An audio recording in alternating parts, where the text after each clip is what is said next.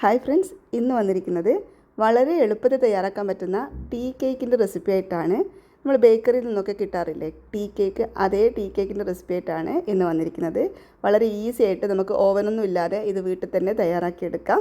ബീറ്ററോ ഓവനോ ഒന്നും ഇല്ലാതെയാണ് ഈ ഒരു ടീ കേക്ക് തയ്യാറാക്കിയിരിക്കുന്നത്. വളരെ എളുപ്പമാണ് തയ്യാറാക്കാനായിട്ട്. അപ്പോൾ നമുക്കിതെങ്ങനെയാണ് തയ്യാറാക്കുന്നതെന്ന് കണ്ടു നോക്കാം.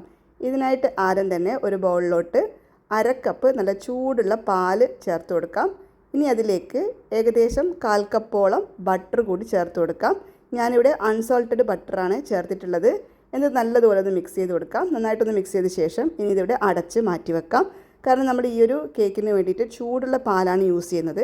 അപ്പോൾ ചൂട് പോകാനായിട്ട് ഇവിടെ അടച്ച് മാറ്റി വെക്കാം. ഇനി ഒരു മിക്സിയുടെ ജാർ എടുത്തിട്ട് അതിലേക്ക് 2 മുട്ട ചേർത്ത് കൊടുക്കാം. ഒപ്പം തന്നെ 1/2 കപ്പ് മുതൽ 1/4 കപ്പ് വരെ നിങ്ങളുടെ മധുരത്തിനനുസരിച്ചിട്ട് പഞ്ചസാരയും 1/2 ടീസ്പൂൺ വാനില എസൻസും കൂടി ചേർത്തിട്ട് നല്ലതുപോലെ ഒന്ന് ബീറ്റ് ചെയ്തെടുക്കാം.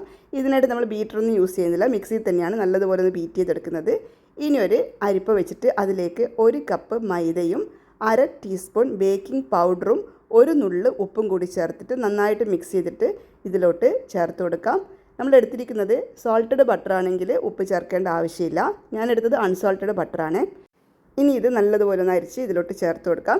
എന്നിട്ട് നന്നായിട്ടൊന്ന് മിക്സ് ചെയ്തെടുക്കണം. നമ്മൾ ചേർത്തിട്ടുള്ള ഈ ഒരു മുട്ടയുടെയും പഞ്ചസാരയുടെ ഒക്കെ മിക്സിലോട്ട് നല്ലതുപോലെ ഇതിങ്ങനെ ഒന്ന് മിക്സ് ചെയ്തെടുക്കുക. കട്ട് ആൻഡ് ഫോൾഡ് മെത്തേഡിൽ നല്ലതുപോലെ ഇങ്ങനെ മിക്സ് ചെയ്തെടുത്താൽ മതി. നന്നായിട്ടൊന്ന് മിക്സ് ചെയ്ത ശേഷം ഇനി ഇതിലേക്ക് നല്ല ചൂടുള്ള പാല് ചേർത്ത് കൊടുക്കാം. പാലിന് ചൂടില്ല എന്നാണെങ്കിൽ ഒന്ന് ചൂടാക്കിയിട്ട് ചേർത്ത് കൊടുക്കണം. ബട്ടറും പാലും ചേർത്ത മിക്സാണ്. നന്നായിട്ട് ഇങ്ങനെ മിക്സ് ചെയ്ത് കൊടുക്കാം. ഈ ഒരു ബാറ്ററി കുറച്ച് ലൂസായിട്ടാണ് വേണ്ടത്. അപ്പോൾ നമ്മൾ ആദ്യം തന്നെ പാല് ചേർത്ത് കൊടുക്കണ്ട, ഒത്തിരി ലൂസായി പോകരുത്.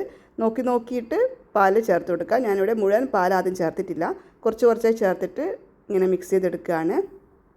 അപ്പോൾ ഇത് കണ്ടല്ലോ, ഈ ഒരു തിക്നെസ്സിലാണ് നമുക്ക് ബാറ്റർ വേണ്ടത്. ഒത്തിരി ബാറ്റർ തിക്കാവരുത്. ഇത് ഓൾറെഡി നല്ല ചൂടുള്ള പാലായതുകൊണ്ട് അധിക സമയം വെച്ചിരിക്കാൻ പാടില്ല. വളരെ പെട്ടെന്ന് തന്നെ നമ്മളിത് കേക്കിൽ ഉണ്ടാക്കുന്ന ട്രേയിലോട്ട് ഒഴിച്ചു കൊടുക്കണം. ഞാനിവിടെ സെറ്റ് ചെയ്ത് വെച്ചിട്ടുണ്ടായിരുന്നു. അതേപോലെ തന്നെ 5 മിനിറ്റ് മുന്നേ ഒരു പാത്രം പ്രീ ഹീറ്റ് ചെയ്യാനായിട്ട് വെച്ചിട്ടുണ്ട്. അതിലോട്ട് നമുക്ക് ഈ ബാറ്ററി വെച്ച് കൊടുക്കാം. എന്നിട്ടൊരു 40 to 45 മിനിറ്റ്സ് വരെ ഇതൊന്ന് ബേക്ക് ചെയ്തെടുക്കണം. ഈ ഒരു ഹോള് ഞാനിവിടെ ഒരു ബട്ടർ പേപ്പർ വെച്ചിട്ട് ഇങ്ങനെ ഒന്ന് അടച്ചു കൊടുക്കുന്നുണ്ട്, സ്റ്റീം പുറത്ത് പോകാതിരിക്കാനായിട്ടാണ്. അങ്ങനെ ഇതിപ്പോൾ ഇവിടെ ഒരു 35 മിനിറ്റൊക്കെ ആകുമ്പോഴേക്കും നമ്മുടെ കേക്ക് തയ്യാറായിട്ടുണ്ടായിരുന്നു.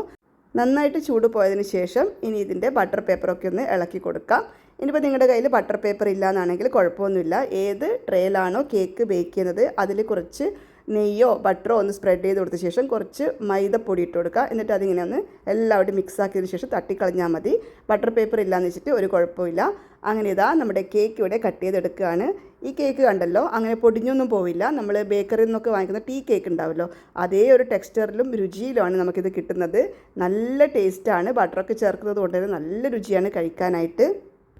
തീർച്ചയായിട്ടും ഒരു തവണ ഒന്ന് ട്രൈ ചെയ്ത് നോക്കിയാൽ നിങ്ങൾ എന്തായാലും വീണ്ടും ഉണ്ടാക്കും. വളരെ ഈസിയാണ് തയ്യാറാക്കാനായിട്ട്. അപ്പോൾ എല്ലാവർക്കും ഈ ഒരു കുഞ്ഞു വീഡിയോ ഇഷ്ടപ്പെട്ട് കാണുമെന്ന് വിശ്വസിക്കുന്നു. അപ്പോൾ വീഡിയോ ഇഷ്ടപ്പെട്ടിട്ടുണ്ടെങ്കിൽ നിങ്ങളുടെ പ്രിയപ്പെട്ടവർക്കൊക്കെ ഒന്ന് ഷെയർ ചെയ്ത് കൊടുക്കണേ. അതുപോലെ ചാനൽ സബ്സ്ക്രൈബ് ചെയ്ത് സപ്പോർട്ട് ചെയ്യാനും ആരും മറക്കരുത്. ഉണ്ടാക്കി നോക്കിയിട്ട് നിങ്ങളുടെ ഫീഡ്ബാക്കും അറിയിക്കാൻ മറക്കരുത്. നമുക്ക് വീണ്ടും പുതിയൊരു വീഡിയോ ആയിട്ട് കാണാം.